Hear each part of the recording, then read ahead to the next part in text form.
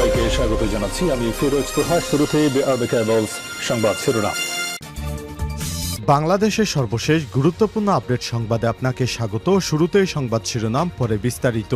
শুরুতেই জানিয়ে দিব হিসাব নিরীক্ষা কার্যক্রম স্থবির, মুখোমুখি ক্যাডার এবং নন ক্যাডার সিএজিসির পদত্যাগ দাবি। অডিট অ্যান্ড অ্যাকাউন্টস বিভাগের অডিটদের বেতন গ্রেড বৃদ্ধির দাবিতে চলমান আন্দোলন ঘিরে মুখোমুখি ক্যাডার নন ক্যাডাররা। দ্বন্দ্ব প্রকট হয় ইতিমধ্যে সরকারের হিসাব এবং নিরীক্ষা কার্যক্রম স্থবির হয়ে বিপাকে পড়েছে সেবা প্রার্থীরা।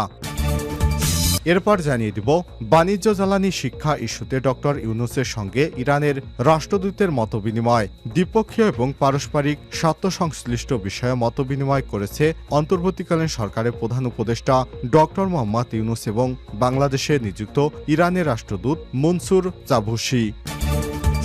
এবারে জানাবো বাংলাদেশের সঙ্গে সম্পর্ক দৃঢ় করতে চায় ভারত, বললেন বিএনপির মহাসচিব মির্জা ফখরুল ইসলাম আলমগীর। বাংলাদেশের সঙ্গে সম্পর্ক দৃঢ় করতে চায় ভারত। প্রতিবেশী দেশটির হাই কমিশনার প্রণয় ভার্মার সঙ্গে বৈঠক শেষে সব কথা জানিয়েছেন বিএনপির মহাসচিব মির্জা ফখরুল ইসলাম আলমগীর। আজ বিকাল 4টায় রাজধানীর গুলশানে দলের চেয়ারপারসনের রাজনৈতিক কার্যালয়ে বিএনপির নেতাদের সঙ্গে বৈঠক করেন ঢাকায় নিযুক্ত ভারতের হাই কমিশনার প্রণয় ভার্মা। জানিয়ে দিব 6 পুলিশ কর্মকর্তা বাধ্যতামূলক অবসরে। পুলিশের 6 জন কর্মকর্তাকে বাধ্যতামূলক অবসরে পাঠিয়েছে সরকার। আজ স্বরাষ্ট্র মন্ত্রণালয়ের জননিরাপত্তা বিভাগের পুলিশ এক শাখা থেকে পৃথক 6টি প্রজ্ঞাপনে তাদের অবসরে পাঠানোর বিষয়টি জানানো হয়েছে। এদিকে সাবেক প্রাণী সম্পদ প্রতিমন্ত্রী জাহিদ ফারুক গ্রেপ্তার। সাবেক প্রাণী সম্পদ প্রতিমন্ত্রী কর্নেল অবসরপ্রাপ্ত জাহিদ ফারুক শামীমকে গ্রেপ্তার করেছে র্যাব। আজ রাজধানীর বাড়িধারা থেকে তাকে গ্রেপ্তার করা হয়েছে। এবং সর্বশেষ জানিয়ে দিব ইসরায়েল লেবানন হামলা, পাল্টাপাল্টি হামলা, শুরু হচ্ছে নতুন যুদ্ধ। লেবানন জুড়ে সাম্প্রতিক ওয়াকিটকি এবং পেজার বিস্ফোরণে ব্যাপক হতাহতের ঘটনা ঘটেছে। এরপর বৈরুতে ইসরায়েলি হামলায় হিজবুল্লাহর একাধিক ঊর্ধ্বতন কমান্ডার সহ অন্তত 37 জন হিজবুল্লাহ যোদ্ধা নিহত হয়েছে। প্রতিশোধ নিতে ইসরায়েলে রামাত ডেভিড ঘাঁটিতে পাল্টা হামলা চালিয়েছে হিজবুল্লাহ যোদ্ধারা। ফলে লেবানন ও ইসরায়েলের মধ্যে সর্বাত্মক যুদ্ধের আশঙ্কা সৃষ্টি হয়েছে। রোববার 22শে সেপ্টেম্বর আল জাজিরার এক প্রতিবেদনে বলা হয়েছে, গাজা যুদ্ধ শুরুর পর ইসরায়েলি বাহিনী এবং হিজবুল্লাহর মধ্যে এটাই সবচেয়ে বড় সংঘাতের ঘটনা। এতে নতুন করে যে কোনো সময় বড় আকারের যুদ্ধ বেঁধে যেতে পারে। প্রিয় দর্শক, এতক্ষণ শুনছিলেন সংবাদ শিরোনাম, এবারে বিস্তারিত। তবে তার আগে বন্ধুরা অনুরোধ থাকবে সংবাদটিতে একটি লাইক দিন। এই চ্যানেলে আপনি নতুন হয়ে থাকলে আমাদের সংবাদটি দেখতে দেখতে চ্যানেলটি সাবস্ক্রাইব করে রাখুন। কমেন্ট করে আপনার মূল্যবান মতামত জানিয়ে দিন বন্ধুরা, আপনি বিশ্বের কোন দেশ থেকে বা বাংলাদেশের কোন স্থান থেকে আমাদের সংবাদটি দেখছেন এবং শুনছেন। এবারে বিস্তারিত। মুখোমুখি ক্যাডার এবং নন ক্যাডার সিএজির পদত্যাগ দাবি, হিসাব এবং নিরীক্ষা কার্যক্রম স্থবির। অডিট অ্যান্ড অ্যাকাউন্টস বিভাগে অডিটদের বেতন গ্রেড বৃদ্ধির দাবিতে চলমান আন্দোলন ঘিরে মুখোমুখি ক্যাডার নন ক্যাডাররা। দ্বন্দ্ব প্রকট হয় ইতিমধ্যেই সরকারের হিসাব এবং নিরীক্ষা কার্যক্রম স্থবির হয়ে বিপাকে পড়েছে সেবা প্রার্থীরা। Comptroller and auditor general CAG Nurul ইসলামকে আওয়ামী লীগ সরকারের সময়ে দোষর আখ্যা দিয়ে পাশাপাশি তিনি উদ্ভূত সমস্যা জিয়ে রেখে নিজেদের পদ রক্ষায় সচেষ্ট এমন অভিযোগ তুলেছে কর্মকর্তা কর্মচারীরা। রোববার 22শে সেপ্টেম্বর কাকরাইলের অডিট ভবনে এমন অভিযোগ ক্যাডার নন ক্যাডার কর্মকর্তা কর্মচারীরা পৃথকভাবে সিএজির পদত্যাগ দাবি করেছেন।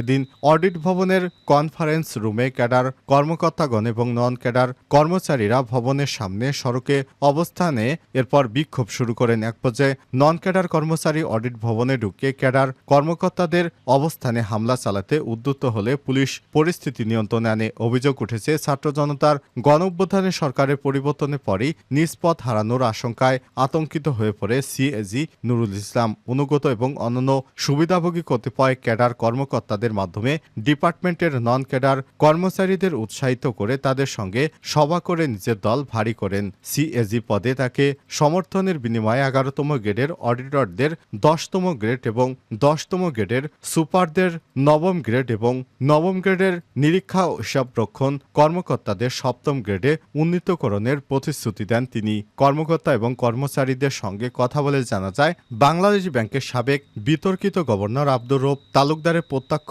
আশীর্বাদপুষ্ট হয়ে নুরুল ইসলাম সিএজি হিসেবে নিয়োগপ্রাপ্ত হন। এই নিয়োগের বিনিময়ে মোটা অঙ্কের আর্থিক লেনদেনের অভিযোগ রয়েছে তার বিরুদ্ধে। অন্যদিকে দায়িত্ব নিয়েই সাংবিধানিক প্রতিষ্ঠানটির রেওয়াজ ভেঙে একাধিকবার টুঙ্গিপাড়ায় যান সিএজি শেখ মুজিবুর রহমান এবং তার পরিবারের সদস্যদের সম্পর্কিত দিবসসমূহে অতি উৎসাহের সঙ্গে সরকারি অর্থ ব্যয় পরিপালন করেছেন এবং অধীনস্থ সব কার্যালয়ে সকল স্তরের কর্মচারীকে অংশ নিতে বাধ্য করেছেন তিনি। এবার শেখ হাসিনা পালিয়ে যাওয়ার পর তার চাকরি বাজাতে তিনি একাধিক কর্মকর্তাদের নিয়ে একটি জোট তৈরি করেছেন। এই জোটের বিপক্ষেই সাধারণ ক্যাডাররা এবার বিক্ষোভ কর্মসূচি শুরু করেছেন। বাণিজ্য জ্বালানি শিক্ষা ইস্যুতে ডক্টর ইউনূসের সঙ্গে ইরানের রাষ্ট্রদূতের মতবিনিময়। দ্বিপক্ষীয় এবং পারস্পরিক স্বার্থ সংশ্লিষ্ট বিষয়ে মতবিনিময় করেছে অন্তর্বর্তীকালীন সরকারের প্রধান উপদেষ্টা ডক্টর মোহাম্মদ ইউনূস এবং বাংলাদেশে নিযুক্ত ইরানের রাষ্ট্রদূত মনসুর চাবুসি। রোববার 22 সেপ্টেম্বর প্রধান উপদেষ্টা তেজগাঁও কার্যালয়ে এই সৌজন্য সাক্ষাৎ অনুষ্ঠিত হয়। এতে প্রধান উপদেষ্টার প্রেসউইংয়ের পাঠানো এক বার্তা সংস্থায় সব তথ্য জানানো হয়েছে। প্রেসউইংয়ের পাঠানো এক বার্তায় বলা হয়েছে, বৈঠকে উভয় পক্ষ দ্বিপক্ষীয় এবং কার্যকর করার ব্যাপারে তারা পরস্পর আলাপ আলোচনা করেছে। ইরানের সঙ্গে বাংলাদেশের জ্বালানি, সংস্কৃতি, শিক্ষা, স্বাস্থ্য সহ অর্থনৈতিক ক্ষেত্রে দ্বিপক্ষীয় সম্পৃক্ততাকে এগিয়ে নেওয়ার ইচ্ছা প্রকাশ করেছেন দুইজন। এ সময় প্রধান উপদেষ্টা ইরানের ইঙ্গিতকে স্বাগত জানান এবং বৈশ্বিক ফোরামে রোহিঙ্গা ইস্যুতে বাংলাদেশকে সমর্থন করার জন্য তেহরানকে ধন্যবাদ জানান। বাংলাদেশের সঙ্গে সম্পর্ক দৃঢ় করতে চায় ভারত। ফখরুল। বাংলাদেশের সঙ্গে ভারত তাদের সম্পর্ক দৃঢ় করতে চায়। প্রতিবেশী দেশটির হাইকমিশনার প্রণয় ভার্মার সঙ্গে বৈঠক শেষে সব কথা জানিয়েছে বিএনপির মহাসচিব মির্জা ফখরুল ইসলাম আলমগীর। রোববার 22 সেপ্টেম্বর বিকাল 4টায় রাজধানীর গুলশানে দলের চেয়ারপারসনের রাজনৈতিক কার্যালয়ে বিএনপির নেতাদের সঙ্গে বৈঠক করেন ঢাকায় নিযুক্ত ভারতের হাইকমিশনার প্রণয় ভার্মা। বৈঠকে বিএনপির পক্ষ থেকে দলটির মহাসচিব মির্জা ফখরুল ইসলাম আলমগীর ছাড়াও স্থায়ী কমিটির সদস্য Salahuddin Ahmed, vice chairman advocate Nitai Roy Chowdhury এবং আন্তর্জাতিক সম্পর্ক বিষয়ক কমিটির সদস্য শামা ওবায়দ ইসলাম উপস্থিত ছিলেন।